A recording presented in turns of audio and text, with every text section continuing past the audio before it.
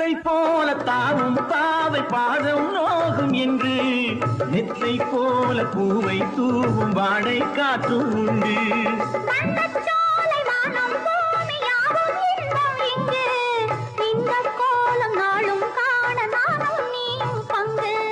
கண்ணில் ஆடும் மாங்கனி கையில் ஆடுமா, கண்ணில் ஆடும் மாங்கனி கையில் ஆடுமா.